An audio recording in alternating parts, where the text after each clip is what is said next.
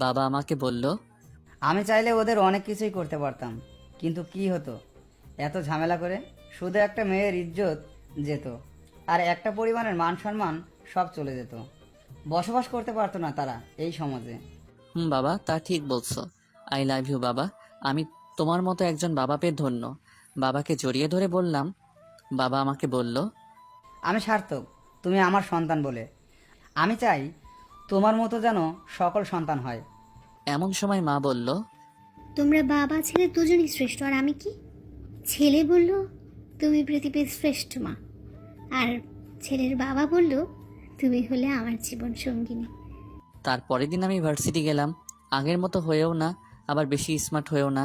তবে আজকে বাইকে করে ভার্সিটি আসলাম।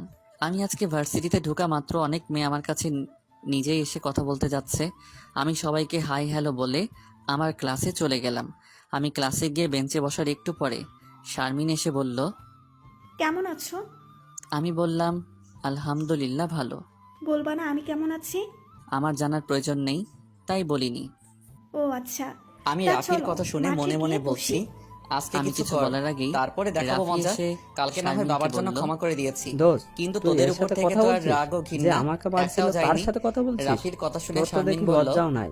তাই যে তো, তোকে রেপ এটা তো করতে আমার চাইলো তার মনেই ছিল সাথে না সেই যে তোকে শারমিন। মারছিল। আচ্ছা বাদ দে রাফি, যা হবার হয়ে গেছে। এও তো আর কম মার খায়নি। এ কথা রাফি শুনে বলল, আমার জন্য তো আর মার খাইনি, তোর জন্য ওকে মারছি। আমাকে মারার প্রতিশোধ অবশ্যই নিব। শারমিন বলল, তুই কি বাদ দিবি না মাথা থেকে এসব?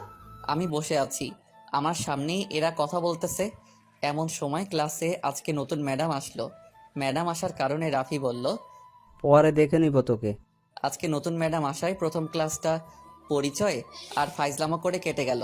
আমি লক্ষ্য করলাম শারমিন একটু পরপর আমার দিকে তাকাচ্ছে। আমি পিছনের বেঞ্চে বসার কারণে সহজে বুঝতে পারলাম, কারণ শারমিন সামনে বসছে।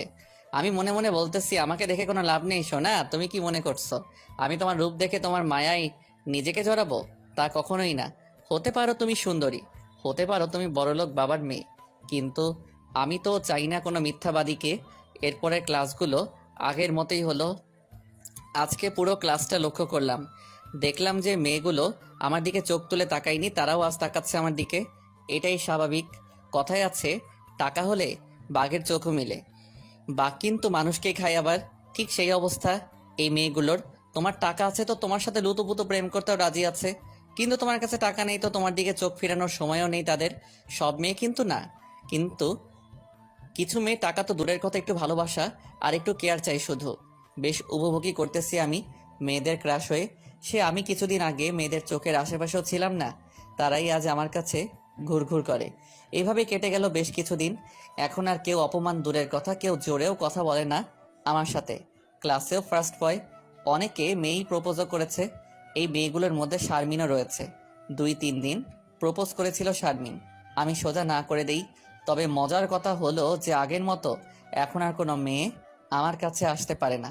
এর কারণ হলো শারমিন কোনো মেয়েকে আমার সাথে দেখলে শারমিন ওই মেয়ের 12টা বাজায় দেয়।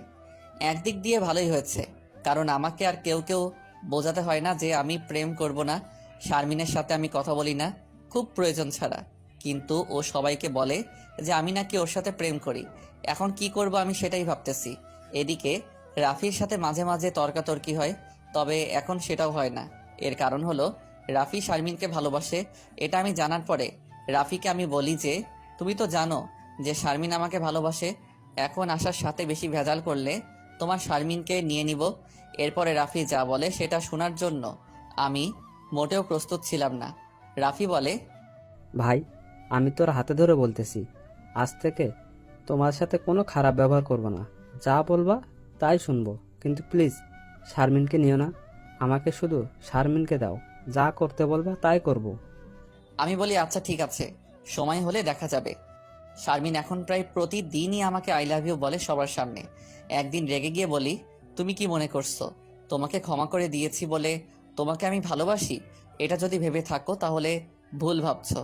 আমার সাথে 2 দিন ভালোবাসার অভিনয় করে পরে বলবা আমি তোমার সব কিছু কেড়ে নিয়েছি। এর আগে তো কিছুই করতে পারোনি, এবার ভালোবাসার ফান্দে ফেলে প্রতিশোধ নিতে চাচ্ছ তাই না? তুমি কি মনে করছো আমি এগুলো বুঝি না? আমি শেষবারের মতো তোমাকে বলতেছি, এখন থেকে তোমাকে যেন আমার আশেপাশে না দেখি। আর হ্যাঁ, আমি যেন শুনি না যে আমার সাথে কথা বলার জন্য কোনো মেয়েকে মারছো বা অপমান করেছো, তাহলে কিন্তু এর পরিণাম ভালো হবে না। এগুলো বলে শারমিনের কাছ থেকে চলে আসি। এর পরের দিন বিকালে পলাশ ফোন দিয়ে বলল,